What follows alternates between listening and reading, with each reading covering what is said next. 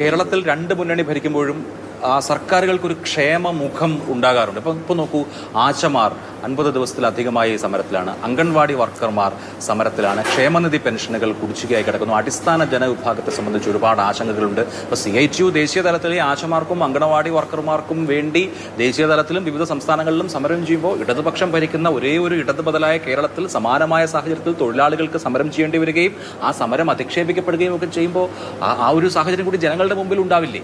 യഥാർത്ഥത്തിൽ ഒരു വശത്ത് നോക്കിയാൽ ഒരു പ്രത്യേക ഉദ്ദേശത്തോടു കൂടിയാണെങ്കിലും SUCയുടെ നേതൃത്വത്തിൽ കേരളത്തിൽ സെക്രട്ടേറിയറ്റ് മുമ്പിൽ നടക്കുന്ന ആശാസമരം കൊണ്ട്, ആശാ വർക്കർമാരുടെ സമരം കൊണ്ട് ഒരു പ്രയോജനം ഉണ്ടായിട്ടുണ്ട്. എന്തായത്, ആശാ വർക്കർമാരുടെ 1000 രൂപ സംസ്ഥാന ഗവൺമെൻറ്റിൽ നിന്ന് പ്രതിഫലം കിട്ടിയിരുന്നത് 7000 രൂപയായി വർദ്ധിച്ചതിൽ കേരളത്തിലെ ഇടതുപക്ഷ ജനാധിപത്യ മുന്നണി ഭരണമാണ് ഏറ്റവും വലിയ സംഭാവനകൾ നൽകിയത് എന്നുള്ള യാഥാർത്ഥ്യം പൊതുസമൂഹം ചർച്ച ചെയ്യുന്ന സാഹചര്യം ഉണ്ടായി ഈ സെക്രട്ടേറിയറ്റ് മുന്നിൽ നടക്കുന്ന സമരത്തിൻ്റെ ഫലമായി. പക്ഷേ ഇതൊരു കേന്ദ്രാവിഷ്കൃത പദ്ധതിയാണ്. ആ കേന്ദ്രാവിഷ്കൃത പദ്ധതിയിൽ നിർവചനത്തിൽ മാറ്റമുണ്ടാക്കണം, ഇവരെ തൊഴിലാളികളായിട്ട് അംഗീകരിക്കണം, തൊഴിലാളികൾക്ക് അവകാശപ്പെട്ട സാമ്പത്തിക ആനുകൂല്യങ്ങൾ കൊടുക്കണം എന്ന് സകലരും CITU ഉൾപ്പെടെ ATC എല്ലാവരും ആവശ്യപ്പെടുന്നതാണ്. പക്ഷെ അത് ചെയ്യേണ്ടത് കേന്ദ്ര ഗവൺമെൻറ്റാണ്. കേന്ദ്ര ഗവൺമെൻറ് ചെയ്യേണ്ട ഒരു കാര്യം സംസ്ഥാന ഗവൺമെൻറ്റാണ് ചെയ്യേണ്ടത് എന്നുള്ള മട്ടിൽ അവതരിപ്പിച്ചു എന്നുള്ളതാണ് ഈ ആശാപ്രവർത്തകർ. കേന്ദ്ര സർക്കാർ ഇവരെ തൊഴിലാളികളായി പ്രഖ്യാപിക്കാതെ ഇവർ വോളണ്ടിയർമാരായി തുടരുമ്പോൾ തന്നെയും പശ്ചിമ ബംഗാൾ സർക്കാർ ഇവർക്ക് 5 ലക്ഷം രൂപയുടെ വിരമിക്കൽ ആനുകൂല്യം നൽകി വരുന്നുണ്ട്. ഹരിയാന സർക്കാർ 2 ലക്ഷം രൂപയുടെ വിരമിക്കൽ ആനുകൂല്യം നൽകി വരുന്നുണ്ട്. ആന്ധ്രാപ്രദേശ് സർക്കാർ വിരമിക്കൽ ആനുകൂല്യവും ഗ്രാറ്റുവിറ്റിയും പ്രഖ്യാപിച്ചിട്ടുണ്ട്.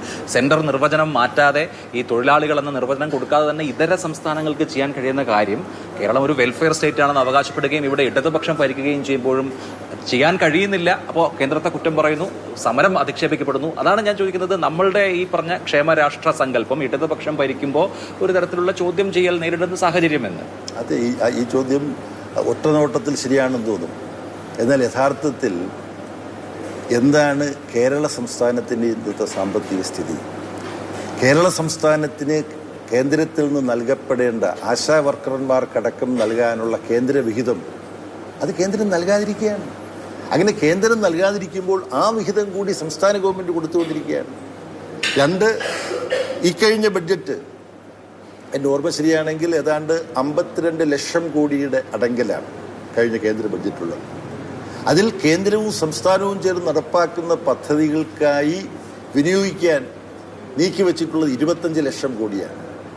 അവ 2.8% ജനസംഖ്യയുള്ള കേരളത്തിന് ഈ 25 ലക്ഷം കോടിയിൽ നിന്ന് വിവിധ പദ്ധതികളിലായി ലഭിക്കാൻ അവകാശമുള്ളത് 25 ലക്ഷം കോടിയുടെ 2.8%. ഞാൻ കണക്കുകൂട്ടാൻ വളരെ പിന്നോക്കമാണെങ്കിൽ പോലും ഞാനിത് കണക്കുകൂട്ടി കണ്ടുപിടിച്ചപ്പോൾ 70,000 കോടിയാണ് ഒരു വർഷം വിവിധ പദ്ധതികളിലായി കേന്ദ്രത്തിൽ നിന്ന് കേരളത്തിന് കിട്ടേണ്ടത്.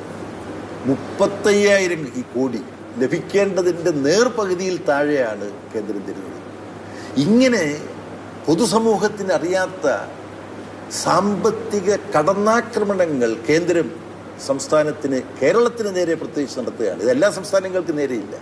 അങ്ങനെ കടുത്ത സാമ്പത്തിക പ്രയാസത്തിൽ നിൽക്കുന്ന സംസ്ഥാന ഗവൺമെൻറ്റാണ് കേന്ദ്രം അതിൻ്റെ വിഹിതം നൽകാതിരിക്കുമ്പോൾ തന്നെ അത് കയ്യിൽ നിന്നിട്ട് ആശാ വർക്കർമാർക്കടക്കം കൊടുത്തുകൊണ്ടിരിക്കുന്നത്. അത്തരമൊരു സാഹചര്യത്തിൽ വിരമിക്കൽ ആനുകൂല്യം പോലുള്ള വിഷയങ്ങൾ ചർച്ച ചെയ്ത് തീരുമാനിക്കേണ്ടതാണ്. അത് ചർച്ച ചെയ്ത് തീരുമാനിക്കാനുള്ളൊരു സാവകാശം കേരളത്തിലെ ഗവൺമെൻറ് കൊടുക്കാൻ ആശാ വർക്കർമാർക്ക് എന്തുകൊണ്ട് ചുമതലയുണ്ട്? 1000 രൂപ 7000 രൂപയാക്കി ഉയർത്തുന്നത് പോലെയുള്ള ഏറ്റവും അനുഭാവസൂചകമായ സമീപനം രാഷ്ട്രീയമായും സാമ്പത്തികമായും എടുക്കുന്ന ഒരു ഗവൺമെൻറ്റിനോട് അത് ഉൾക്കൊണ്ടുകൊണ്ടും മനസ്സിലാക്കിക്കൊണ്ടും പ്രതികരിക്കാനുള്ള ഉത്തരവാദിത്വമുണ്ട്. ആശാ വർക്കർമാരുടെ 10-25,000-ഓളം ആശാ വർക്കർമാരുണ്ട്. അവരെല്ലാം പല സംഘടനകളിലാണ്. ആ സംഘടനകളുടെ എല്ലാം നേതൃത്വം ആവശ്യപ്പെടുന്ന കാര്യങ്ങളുണ്ട്.